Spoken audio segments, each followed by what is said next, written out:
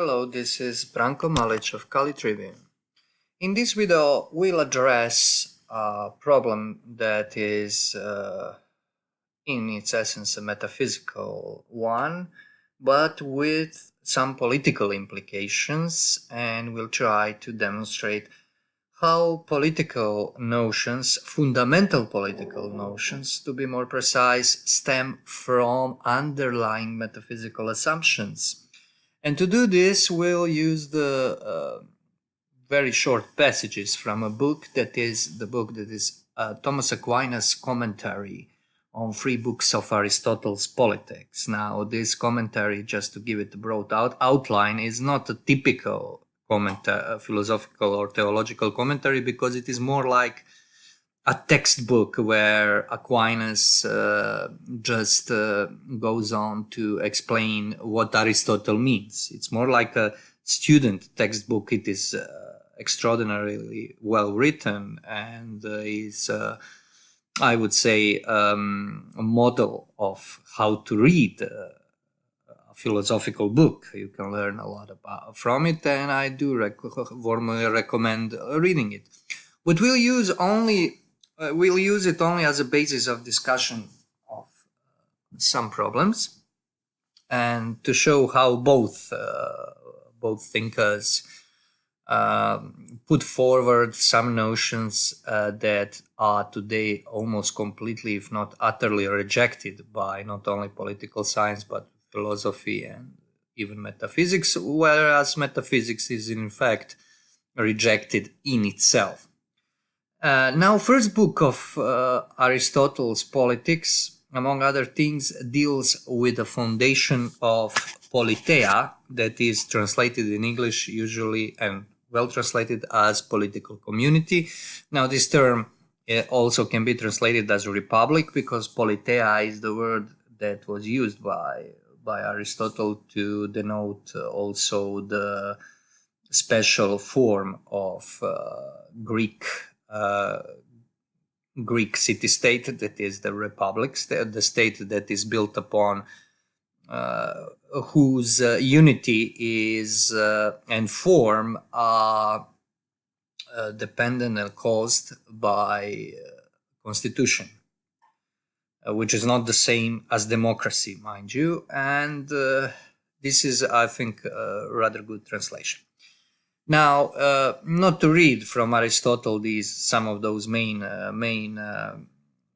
main insights about how it comes to what political community is, we'll just reformulate. Now, political community is the association, that is a relation of unity that exists for something good, because every action in Aristotle's view is directed to some good.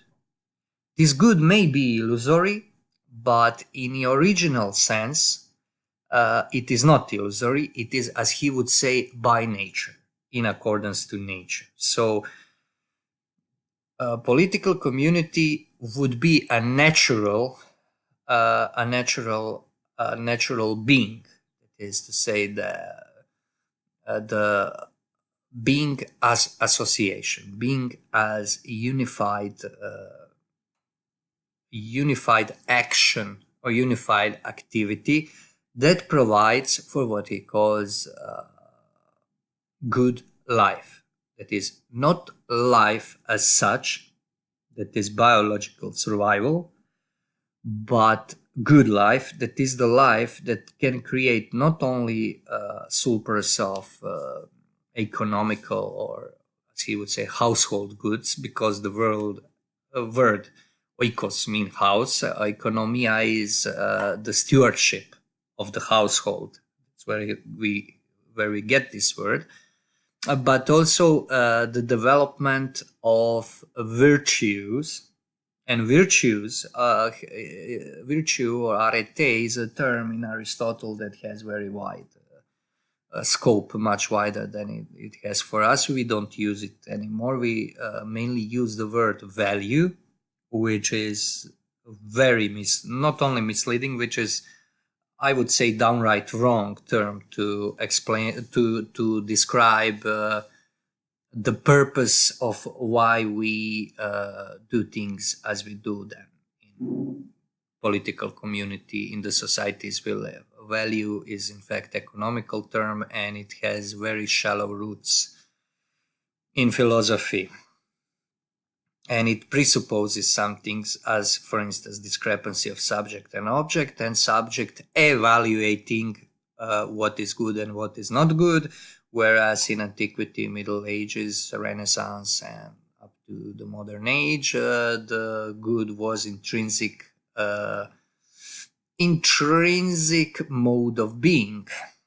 And some people like Aristotle always prefer the word natural, because Aristotle, although he is a metaphysician, we owe him to some extent even the very name for this episteme, this methodical inquiry of first things.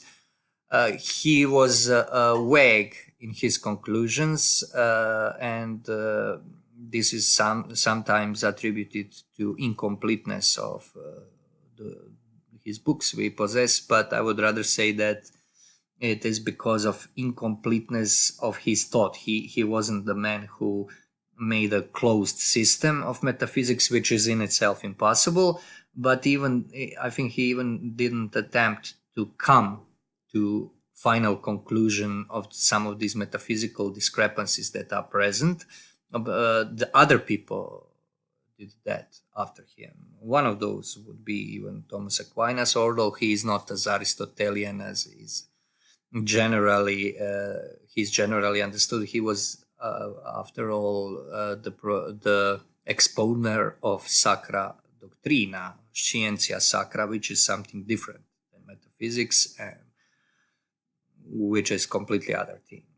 But he perused some of the Aristotle's methods, and I would say he was rather right about doing that. This is what is called Christianized Aristotle. Now, to the matter at hand. So, when Aristotle says that political community is something good, something natural, he by that means that it is in a way necessary for good life, that it is something that good life cannot be cannot be led without. And to understand what this community is, or this thing is, we have to come to the causes of it, that is, the elements which constitute it. Now, there is something we must understand here. When a philosopher as Aristotle says that we have to understand elements, he doesn't mean to reduce things to atoms. Atomic assumption on the existence of discrete indivisibles, material indivisibles, is inconceivable to him, because his notion of matter is that it is infinitely divisible. And when I'm saying this because there are some interpretations of this method of analysis in the original sense that imply that, in fact, somebody doing this is doing this materialistic reductionism. There is no way this is the case, because these origins, these simple first elements, are in fact first causes. They are simple not in the sense that they are reduced, that they are bereft of properties, but because they in themselves contain all unique properties that make something, that stems from them. This is what one might say in this Middle Ages terminology, that properties or modes of being that are contained in these first elements are virtually so, because virtualis means not illusory as it would mean now, or artificially constructed to be in a way better than reality. They are virtual means that they are active, like active potencies that are defined by perfection that this unit, let's call it unit, this first element can produce, can explicate from itself. So these are first elements, and you may say that if you have first elements of world conceived by your mind, then you have also the whole world in virtualis, in virtuality. But this virtuality means this virtuality is literary perfect reality, which is not achievable to us or the natural beings, which is something that then goes in the sphere of angels, God, and so on and so forth, which will not touch upon here. Now, just to make this point clear.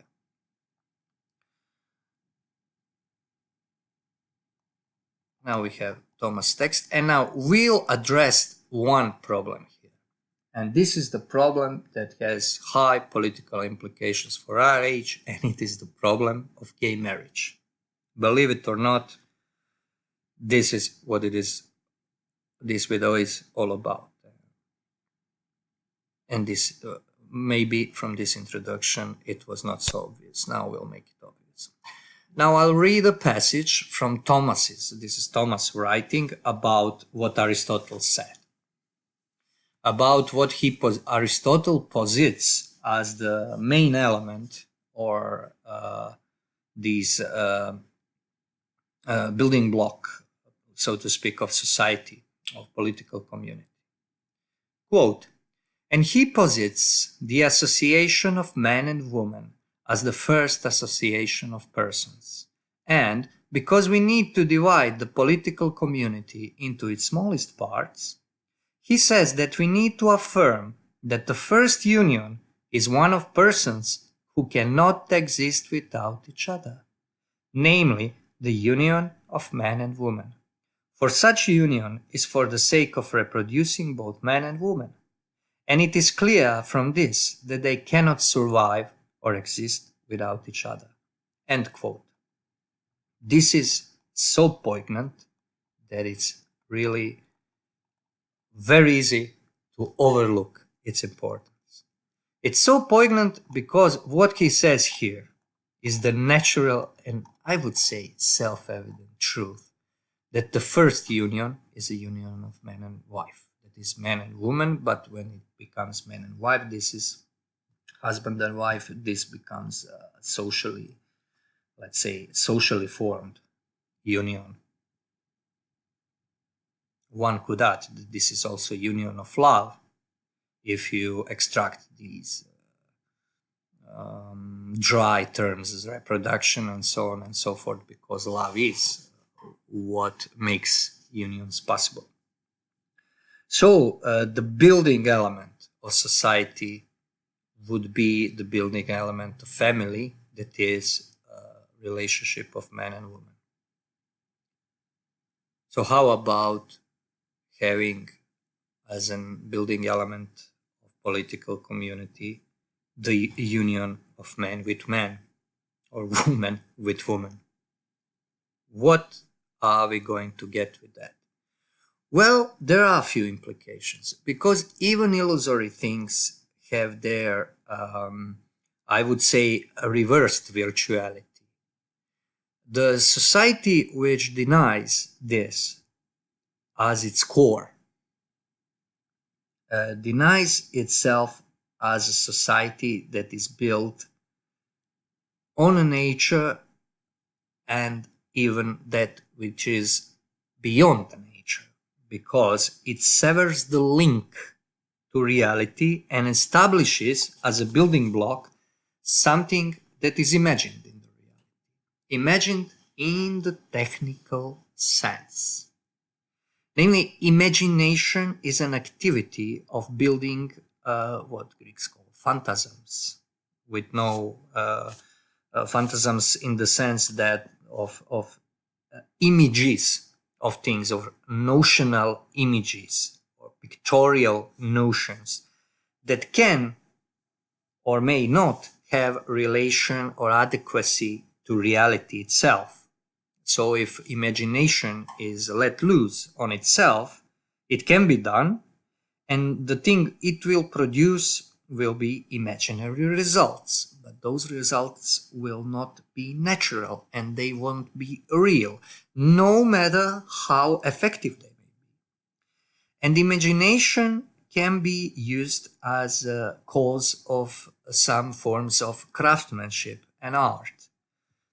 For instance, in craftsmanship, if you want to make two-legged chairs, you are quite entitled to do so. Only sitting on that chair will end up painfully for sitters behind, because this chair will fall. But you can do it. Nature cannot do this if working as a proper cause, only in the instance when it fails in doing its cause. And human beings do not create things as that is, make things as nature makes them, because human beings have an ability not only of imagination but of deliberation. So there is a infinite, for human being, there is an infinite number of ways to go wrong and limited number of ways to get things right. However, this getting things right will not happen automatically or spontaneously as the nature does it, but by deliberation and by freedom. That is freedom of intellect and will. And this is what makes, to some extent, our lives so hard, but also so infinitely far removed in superiority to anything that is bereft of a mind and will and of intelligent soul. Now, this is very important, because in this sense, if we would remove this founding block from the society, founding block, so to speak, this origin, this root of society, we would in fact be making a two-legged stool, or two-legged chair, or five-legged chair. Nothing would prevent us to put something else also in the foundation of society. It could be in infinite number of different things that we conceive and evaluate that should be good, because we today consider ourselves to having values, and values are, some say we have, for instance, Poles or Croats or whoever have traditional values. No, to an extent that there is any virtue in Croats or Poles or these Eastern Europeans that are so-called more traditional. Those are not values, because if somebody in the Middle Ages consider them to be principles of action, and they are considered still now principles of action, they are not values. They are something older than values. Value is something you ascribe as a subject, something that is work of imagination. And this is a kind of label you put on things. So when we say, for instance, let's fight for traditional values, I think people who do that already lost. And if they win, those traditional values will be only an imitation of something that is more substantial, what is substantially real. And only in this way can, in thinking in this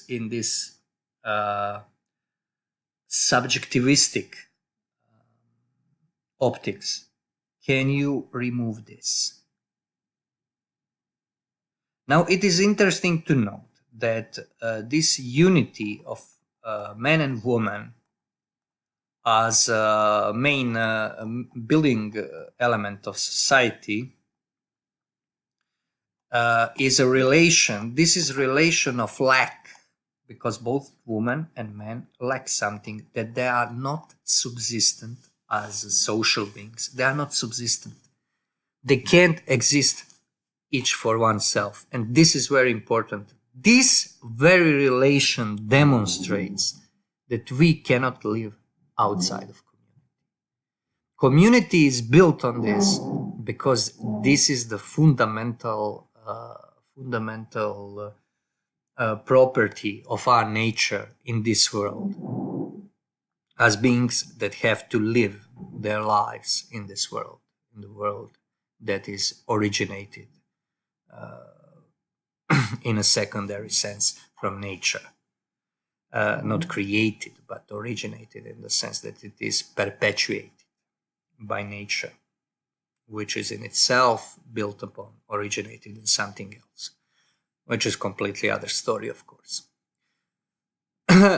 By removing this, we remove, I think, this limit from ourselves, because the idea that we can build society that will never recur to this primary lack we have in ourselves means that there is a possibility of building a society that is completely built upon individual, which is in no need of anybody else. That is the society which is in no need of society. Because this primary need we all have, and the primary purpose that is creation of something that will live after us, that is a child, is completely removed when this is removed. And we have, I think, at least an idea, political notion that one man, one woman, or she man, or he woman with these transgenders and other things can be completely self-subsistence, and that subsistency is given in technical terms. It is given from outside. That is because in this way, to make this society work, so to speak, this strange, non-natural society, we need an outside help. That is, this society needs constantly that its primary need is replaced by some kind of creative technical acts that will bridge the natural gaps that people constitute this society have. And this is something you see, for instance, in the West, a little further west, in societies that are completely secularized, or let's say post-Catholic societies. So where you have funeral rites, and when you visit those funeral rites and see how they vainly imitate the religious rites, because the whole purpose of this is to set the deceased on a journey beyond the grave. There is no other reason for funeral rites, yet people deny the existence of the other side, deny the existence of God, or so on and so forth. And then it's tragicomical, because they make these rites of passage to another world without this world being existent, and then there is so much sentimentality, some kind of spirituality without a religion, as they call it, the lighting of candles, saying of thoughts and prayers, although no one of those people knows how to pray anymore, and let alone think about things that are beyond, as Greeks would say, hepekeina, transcendent. This is something you get with losing these principles. And I think that it is ultimately doomed. The society that is not built upon this is doomed. Now, society built upon this can end up to be good or bad in a very wide spectrum of intensity of good or bad. There is no one form that will be developed from this truth that you have society, firstly, because you have men and women. No, they can be intensely bad, intensely good, but what is very important is they will be and are ultimately real, whereas those that are not built upon it are not real. And therefore, when people attack this idea of gay marriages shyly, with shame, I have no shame towards this. Absolutely none. They always try to see some way that this gay marriage can be incorporated. They feel it as some kind of necessity. I think this necessity of dealing with gay marriage comes from the inverse necessity of its principle, because its necessity is to destroy this. Its necessity is not here to give tolerance or to change society in some way. It's because the liberals want to give everybody his space of freedom. No. The drive, the cause, the sole cause, in my opinion, must be precisely destruction of this and imposition of false individual self-sufficiency, the revocation of natural limits of man. And this is why I very often put this question in the context of posthumanism, because I think it is the idea that of this dissolving of naturally given limits, and together with them naturally given God-given means to transcend these limits that were practiced for ages before us. And this is why it's so important, and this is why this is a crucial thing. Now, as Aristotle says, this is where the society stems from. This is not where the economy stems from, mind you, because in his mind, economy is a stewardship, oikonomia, stewardship of household. The state, the politeia, the political community is not household times 10, for instance. No, because quantity cannot make a difference, specific difference between species of being. So if economy or the ruling of the household is a different species, activity of different species, to activity of observing political communion, then they are not causally related. The nation does, that is, political community does not come from economy. It comes from more fundamental thing. It comes from human being limited.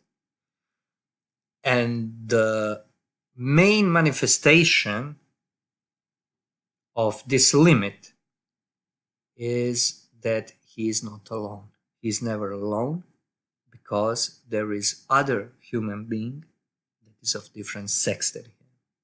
And the relationship between sexes is the hardest relationship and most important relationship that exists between people in a communal living.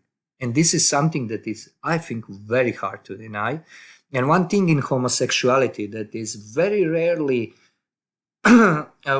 observed, I would say, is how identitarian, in fact, the homosexual relation is. And that's why I and many people before me used to do this, make fun of, for instance, alt-righters or fascists, that there is something, I call them once in one of those interpretation widows, dreamers of the gay, which is the wordplay of dreamers of the day on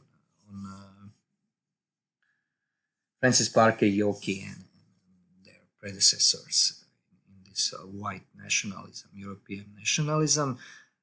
Because there is always a homoerotic aspect, in my opinion, to these identitarian metaphysical political movements, because they are built, identitarian movements are built upon metaphysics of some kind.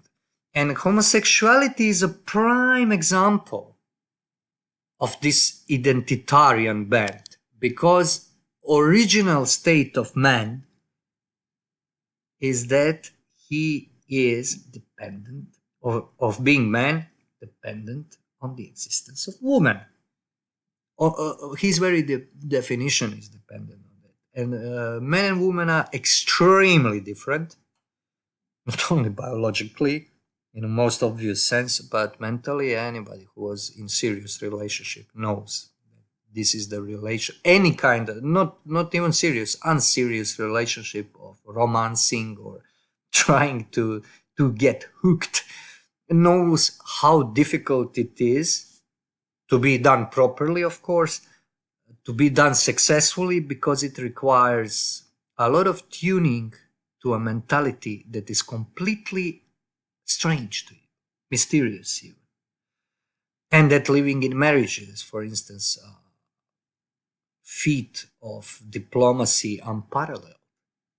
And it must be, with all the love and devotion, it is a diplomacy, because it is learning to live with the other. Women and men are ultimate others in human social terms, in terms of this social political community. Of course, political having different meaning that it has now. I'm not talking here about what leftist loony beans would call politics of marriage. Everything is politics. This is something different. And with homosexuality, you have complete revocation of this rift. And this is what it makes it so goddamn unappealing. And I'm not talking about even about the sexual act, for instance, between two men, which is disgusting act. It is a revulsion that is felt by heterosexual men on this. Seeing this act is not a revulsion of taboo or being brought up to be discussed by it, but it's because it is in fact disgusting. There is something that revolts in you when you see it.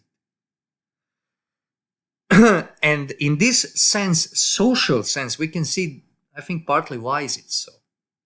Because it negates everything that is kind of enriching. Because you are not challenged in any way. You can talk everything over with quote unquote partner and have it set up. Let's have sex or something like that. Whereas in terms of man-woman relation, this can get quite dramatic, because you are poking in wrong word, sorry. You are feeling in the dark in a sense, and divining the signs, communicating, talking in signs, and most of the things between men and women are non-verbal, especially in courtship or any kind of establishing a relation that will end up in some kind of relationship. It's an exercise in combination of intuition or diplomacy of whatever. Think of any social political skill, as we call them now, and you find them in this relationship. You will find that they are built in this primary duality of human being, which makes human being in fact a dual being. And homosexual marriage, to conclude this, would be absolute negation of this. Absolute, mind you, identitarian negation of this. And this is why it is such a problem. It's not problem logically, it's absurd. It shouldn't be. It's problem because it is forced upon us. And I think the reason for forcing it upon us is precisely to destroy the main origin of the uniqueness of human social life. The first thing that makes human zone politikon, the being of community. So those were implications we found in one passage. Hope you have found this informative, and hope it was not too long. This was Branko Malic on Kali Tribune signing out, and Merry Christmas to you. to you.